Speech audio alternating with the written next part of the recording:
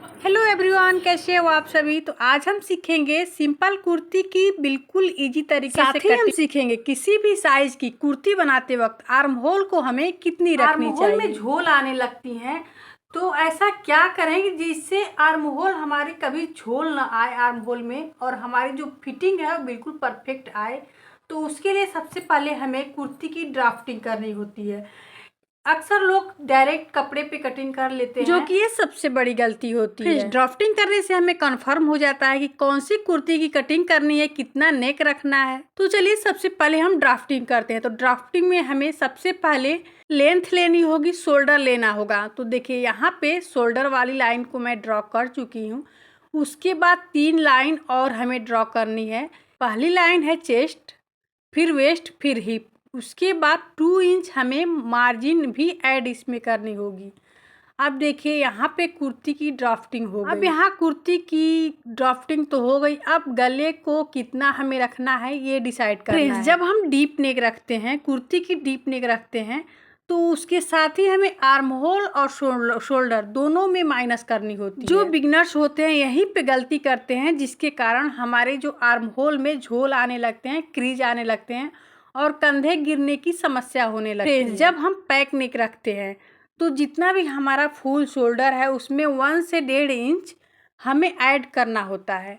और यदि deep neck रखते हैं तो जितना डीप आपका होता जाएगा, यानी 5 इंच से जितना भी आपका डीप होता जाएगा उतना ही आपको आर्म होल और शोल्डर दोनों को माइनस करना। जब हमारे गले की जो लेंथ है 5 इंच से अधिक होगी तो हमें 1 इंच माइनस शोल्डर में करना ही करना होता है। यदि आप 1 इंच माइनस नहीं करेंगे तो यही आर्म होल में झोल आने लगेगी और कंधे भी आपके गिरने लगेंगे। इसलिए 1 इंच शोल्डर में माइनस जरूर कीजिएगा। और हाँ, जितना आपका शोल्डर आएगा उतना उसमें 1/2 इंच ऐड करते हुए आर्म होल भी रख लीजिएगा, तो आपका आर्म होल बिल्कुल परफेक्ट आएगा, जैसे कि इस इमेज में दिखाया गया है। चलिए अब इसको हम कपड़े पे कटिंग करके देखते हैं। मैं यहाँ 2.5 मीटर फैब्रिक ले ली हूँ। फ्रेंड्स, ये जो फैब्रिक है इसका जो विड्थ है, अर्ज है, वो बहुत चौड़ा है।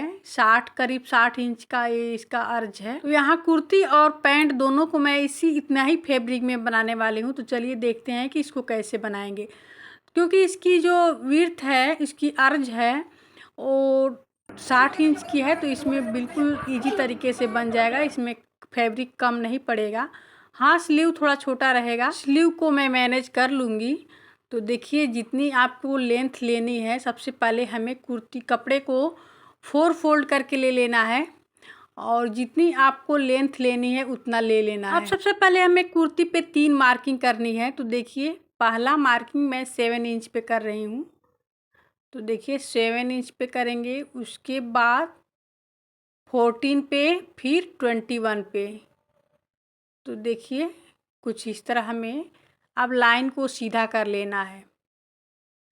तो पहला हमें 7 इंच पे, फिर 14 इंच पे, फिर 21 इंच पे, ऐसे हमें 3 लाइन को ऐसे सीधा सीधा हमें बना लेनी है।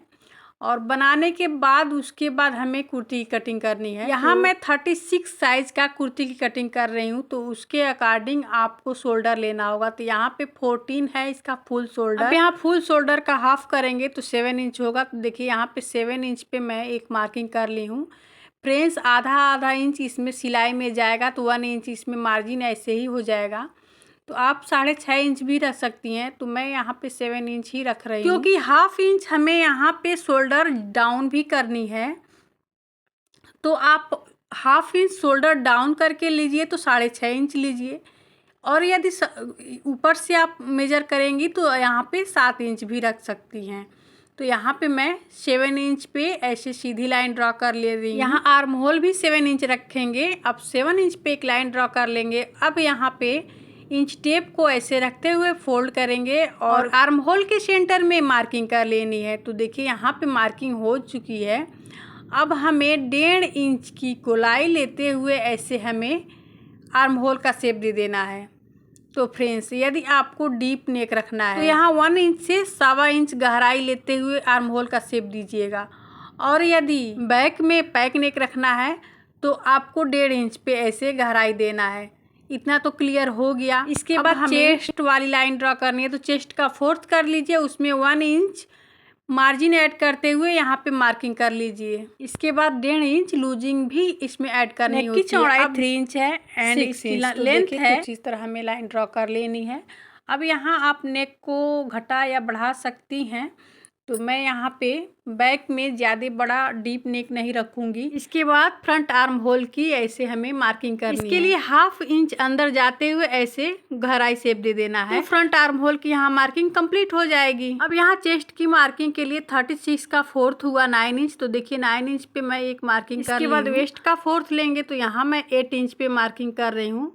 फिर हिप का भी हमें 4th लेना है, तो देखिए यहाँ पे 10 इंच पे मैं मार्किंग कर रही हूँ। अब इन सभी मार्किंग को आप चाहें तो लेग शेपर की हेल्प से या फिर इंची टेप की हेल्प से या फ्री हैंड से भी आप इसकी सीधी सीधी लाइन ड्रॉ कर सकते हैं। तो देखिए कुछ इस तरह हमें शेपर को रखना है ऐसे, और ऐसे हमें लाइन को ड्रॉ कर लेनी है। तो शेपर से क्या होता है कि जो लाइन होती है बिल्कुल क्लियर परफेक्ट आएगी और इसमें कोई गड़बड़ी होने की चांस नहीं होती है। तो देखिए हमें 2 इंच पे ऐसे मार्जिन ऐड करते हुए भी हमें एक लाइन ड्रॉ कर लेनी है। तो यहाँ जो लाइन है बिल्कुल कंप्लीट हो गई पूरी, कुछ इस तरह। इस वीडियो देखने से पहले आपसे मेरी एक रिक्वेस्ट है, यदि आप चैनल पे नए हैं, वीडियो पहली बार देख रहे हैं, तो प्लीज़ चैनल को सब्सक्राइब जरूर कर लीजिएगा। और हाँ, आपको वीडियो ज़रा से भी पसंद आती है और हेल्पफुल लगती है तो एक लाइक ज़रूर कर लीजिएगा। और हाँ, बेल आइकन प्रेस ज़रूर कीजिएगा, जिससे कि मेरी वीडियो की आने वाली हर एक नोटिफिकेशन आप तक पहुंच सके। अब देखिए यहाँ पे एक कमी थी, यहाँ पे शोल्डर डाउन करना था, तो इसको 1/2 इंच मैं यहाँ पे शोल्डर डाउन कर ली हूँ। अभी यहाँ पे ये जो ड्राफ्टिंग है बिल्कुल कंप्लीट हो चुकी है। अब इसकी हमें कटिंग कर लेनी है। तो देखिए कुछ इस तरह हमें इसकी कटिंग कर लेना है। कटिंग करने के बाद कुर्ती की कटिंग कंप्लीट हो जाएगी। उसके बाद स्लीव की कटिंग करनी है। तो स्लीव की कटिंग मैं अगले वीडियो में शेयर करने वाली हूँ, क्योंकि इसमें मैं अभी पैंट की कटिंग करने वाली हूँ। जो फैब्रिक बचेगा उसमें मैं स्लीव की कटिंग करूँगी। तो आज के लिए बस इतना ही, मिलते हैं अगले वीडियो में। तब तक के लिए bye, take care, thank you for watch my videos.